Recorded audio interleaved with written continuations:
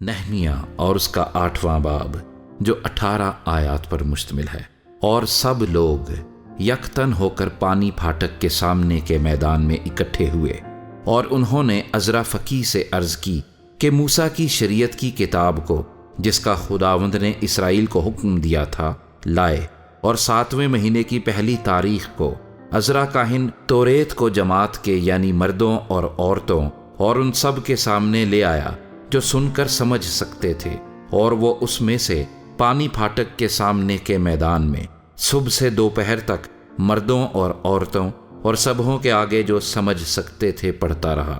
اور سب لوگ شریعت کی کتاب پر کان لگائے رہے۔ اور عزرا فقیہ ایک چوبی ممبر پر جو انہوں نے اسی کام کے لیے بنایا تھا کھڑا ہوا، اور اس کے پاس متتیہ اور سما اور انایا اور اوریا اور خلقیہ اور ماسیہ اس کے دہنے کھڑے تھے، اور اس کے بائیں فدایا اور مسائل اور ملکیہ اور حاشوم اور حسبدانہ اور زکریہ اور مسلام تھے۔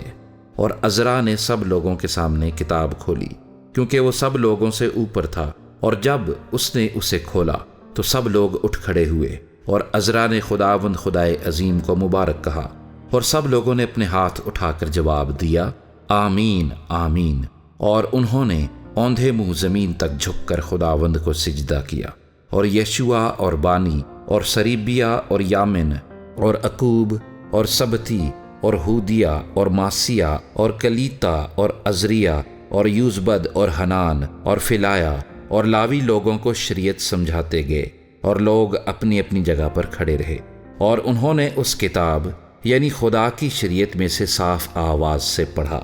پھر اس کے معنی سمجھے اور ان کو عبارت سمجھا دی۔ اور نہمیہ نے جو حاکم تھا اور عزرا کاہن اور فقیہ نے اور ان لاویوں نے جو لوگوں کو سکھا رہے تھے، اور سب لوگوں سے کہا آج کا دن خداوند تمہارے خدا کے لیے مقدس ہے، نہ غم کرو نہ رو، کیونکہ سب لوگ شریعت کی باتیں سن کر رونے لگے تھے۔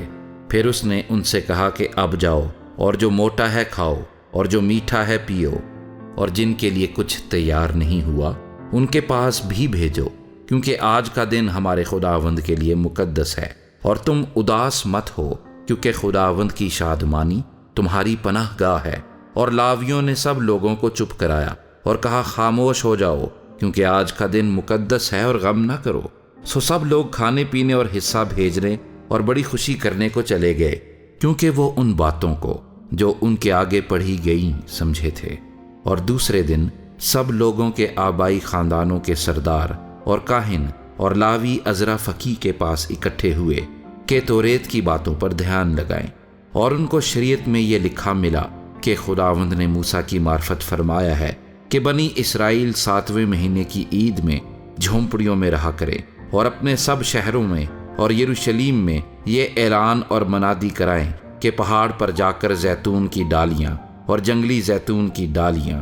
اور مہندی کی ڈالیاں اور کھجور کی شاخیں اور گھنے درختوں کی ڈالیاں جھونپڑیوں کے بنانے کو لاؤ، جیسا لکھا ہے۔ سو لوگ جا جا کر ان کو لائے، اور ہر ایک نے اپنے گھر کی چھت پر اور اپنے احاطے میں اور خدا کے گھر کے صحنوں میں اور پانی پھاٹک کے میدان میں اور افرائیمی پھاٹک کے میدان میں اپنے لیے جھونپڑیاں بنائیں۔ اور ان لوگوں کی ساری جماعت نے جو اسیری سے پھر آئے تھے جھونپڑیاں بنائیں، اور انہی جھونپڑیوں میں رہے، کیونکہ یشوع بن نون کے دنوں سے اس دن تک بنی اسرائیل نے ایسا نہیں کیا تھا۔ چنانچہ بہت بڑی خوشی ہوئی، اور پہلے دن سے آخری دن تک روز بروز اس نے خدا کی شریعت کی کتاب پڑھی۔ اور انہوں نے 7 دن عید منائی، اور 8ویں دن دستور کے موافق مقدس مجمع فراہم ہوا۔